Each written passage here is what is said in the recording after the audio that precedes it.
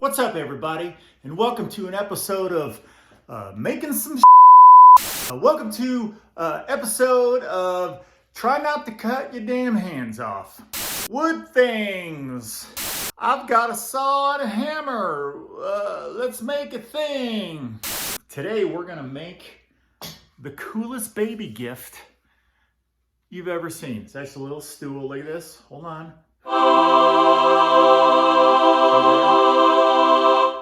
This is for my nephew's child named Shepherd, and they call him Shep. And these pieces, they're little puzzle pieces. It's a stool because babies are short. And they come on out, see? Little puzzle pieces, stool, the whole thing. So I'm gonna show you to make that. Step one, have a baby. Now, how you go about this is your own business. So I don't wanna say how to do it. I'm just saying do it, or find a baby, or find someone who has a baby if you want.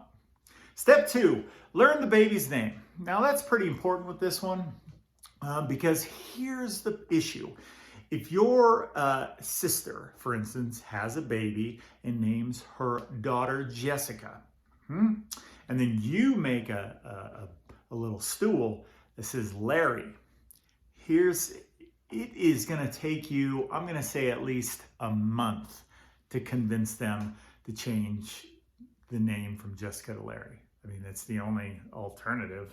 Step three, get some wood. Now you can make this out of whatever you want. What do I carry? Oak, birch, maple. I'm going to make mine out of sugar pine. Why? Because I've done an exhaustive study on the perfect wood for a stool. All the indicators, for many reasons, mostly because I had a piece of sugar pine up there, indicate it's the perfect material. Okay, let me tell you what I did. This is how I laid it out. S-H-E-P, just like that. And what I tried to do is make some big old fat bubbly letters because babies can't hold on to nothing except grudges. Man, babies will hold on to a grudge. It is. Also, the letter, the next letter should kind of blend into this one so they fit together like a puzzle piece. See what I'm saying? See what I'm saying? So there's not much gap. Like here's the E, there's not a big gap.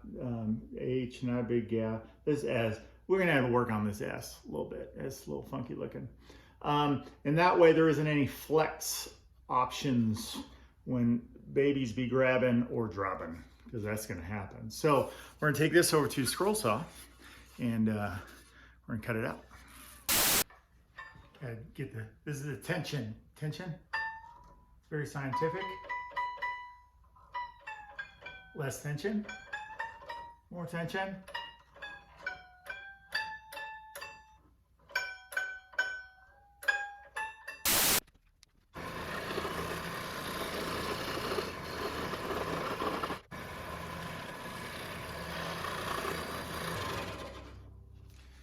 Boom! Come on, baby.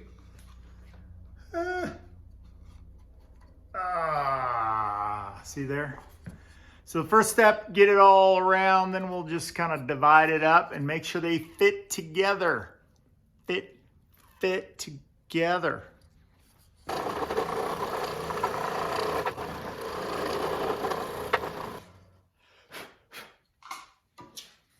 Okay, that's what I'm talking about. See how that kind of nestles in that, just like that. Yeah.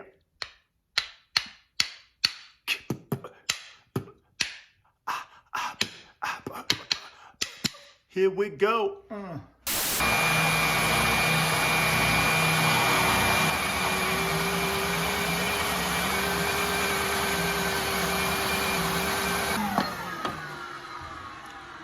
Let's see how these fit.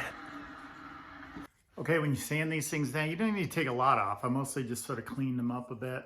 You want to take just, where am I? There we go. We want to take just enough off to give it a kind of a loose fit in there so little baby can grab them.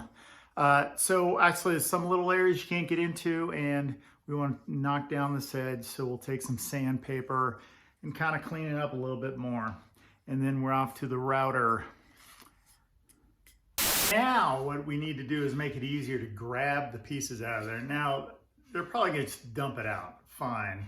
If you want to pull them, anyway, we're gonna clean up this and all this with a little round over bit right there.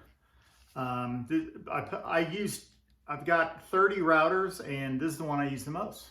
It's a little trim router, and I find them super useful. Now, the thing about using a router is you don't want to just, as you're routing, just sort of hang out like, because it'll burn an area there potentially. So you want to keep moving, kind of slow. And you want to go, for this, we're going to go in a clockwise. You want your bit cutting against the wood as you go along.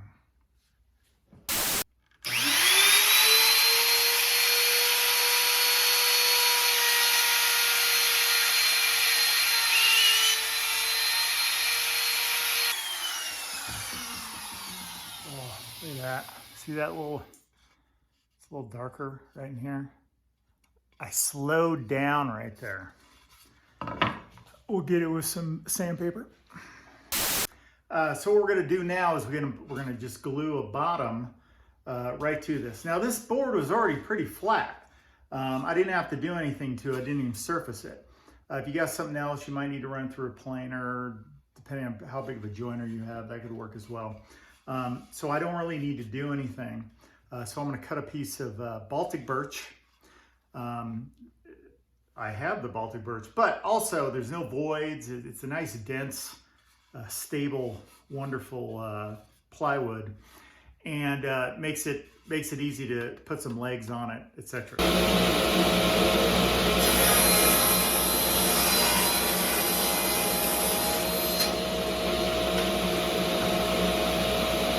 Okay, now before you glue your bottom on, you want to make sure there's no need to do any more work where like you got to get the spindle sander through here, and you're good with this edge, the whole thing, because once that's on there, working inside here sucks.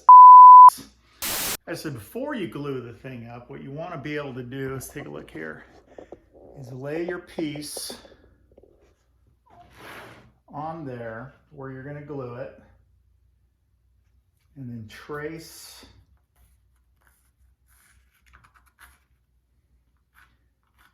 this, because that's where you don't want glue. Don't put glue here, put glue here. No, yes. This is new school, old school, which works great, actually. I'm a big fan of old school. I was trying to be classy, because you're all classy people, I'm sure. Clamps.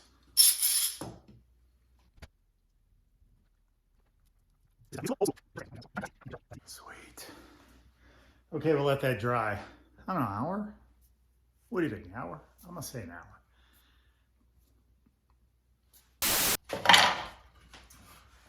Cha-ching! Okay. We are almost done. All that has to happen now is I'm going to trim around the edges, route around the outside, gonna route the outside, and give it some sand, put a finish on it, paint some letters. Let's finish this bad boy up.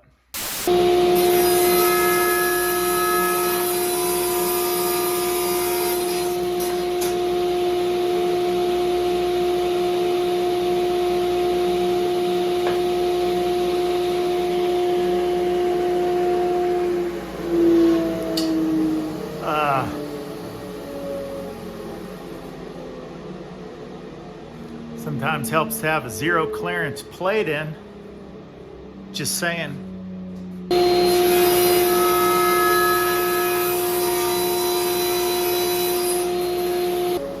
Okay, let me show you what happened. I had the other thing in there. It's got a big gap, and look at the, see? Then I switched to zero clearance and it was way better. So I'm not always the brightest.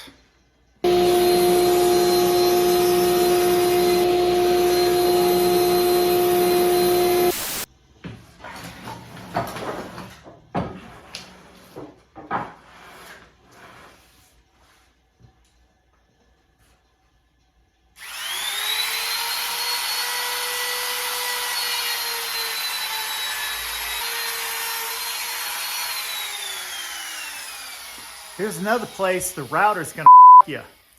End grains.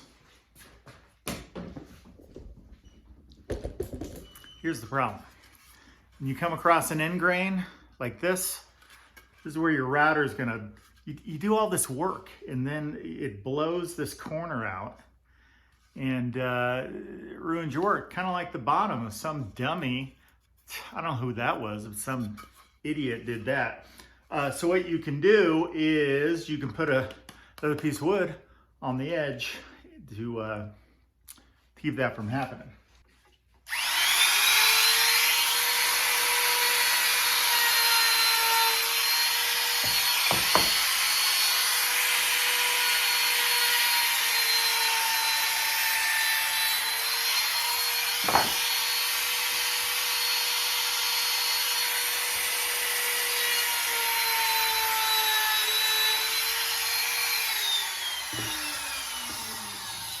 Perfect.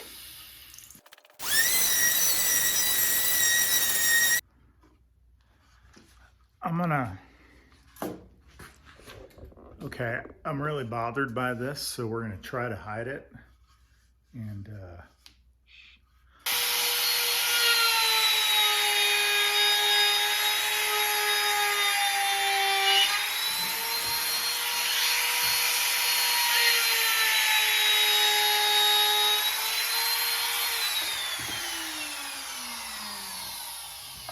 yeah, it doesn't look any better. Almost done. Put a sealer on it, paint the letters, put some legs on it. Oh, I'm not making legs, people, in case you're, if you want to make legs, make some legs. Where are they? Hold on.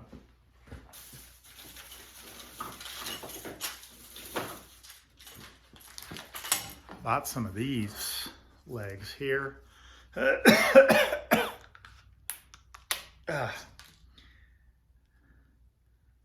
I'm recommending you take the staple out. This is just me though. I'm gonna use these pre-made, get them at Lowe's, Home Depot, whatever, and they screw on with these plates. They work great. They work set on an angle, makes it a little bit more stable. And if you're gonna ship it somewhere to someone, you can just unscrew them so it packs flat. So that's what I'm gonna do. So I'll put finish on these, on that, paint, and then we'd be done. Capital D-U-N.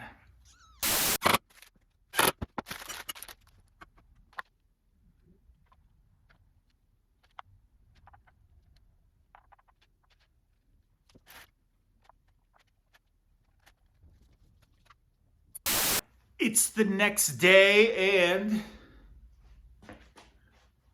wait.